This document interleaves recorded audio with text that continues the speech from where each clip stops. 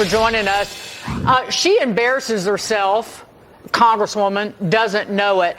But in terms of what happened with Colombia over the weekend, where does this take us? What message does this send to nations far and wide who want to mess with the best, so to speak? Yeah, digging this whole week's been a nothing but shock and awe. It's been a blitzkrieg for Donald Trump. It's been a long time since we've seen a leader like this. So this sends a clear message to all the leaders. Don't mess with the United States right now, that we have a new sheriff in charge. What was impressive was the speed this came out. In years past, this would have taken weeks for a policy to develop. There's President Trump between swings saying, enough of this, Colombia, take back your criminals. So indeed, a new sheriff in town. Senator, I want to ask you, getting the cabinet in place is really important. There's a vote on the floor. I believe you've already voted on Secretary Bessent as the Treasury Secretary. What's happening with that vote, and how did you vote?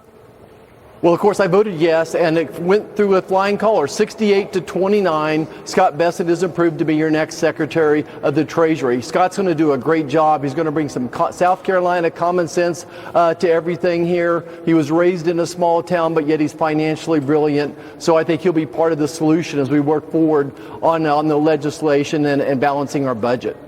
On that note, one interesting thing what happened with Colombia and the tariff threat. And there's an article in the Wall Street Journal, Senator, about what happens on February the 1st with tariffs with Mexico and Canada. But the bigger picture, and I heard Larry Kudlow talking about this with Kevin Hassett, the new chairman of the Council of Economic Advisors.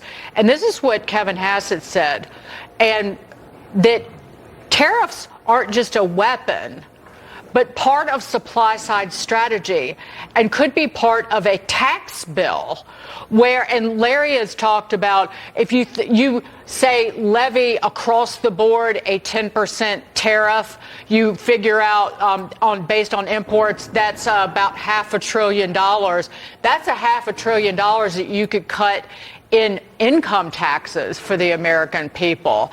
Is that possible as a tax bill is cobbled together? Well, anything's possible under Donald Trump. It sounds like we need to all go back and read some history lessons about President McKinley and what he did. But remember, what President Trump is using the tariffs on Mexico and Canada is really a national security issue, that a lot of the fentanyl precursors are now being made in Canada. So we're wanting Canada and Mexico to shore up their borders, and then we'll have some, and then we'll go back to this USMCA trade agreement and shore it up a little bit as well. Well, I think this is going to be one of the biggest issues. Is it going to be one big, beautiful bill? Or is it going to be a couple bills? Even President Trump hasn't quite figured that out with the House Republicans. Then you have to deal with this issue that you were just talking about, Senator. A lot on the table for the president. One of our finest senators from Kansas, Senator Roger Marshall. Thanks for joining us on The Bottom Line.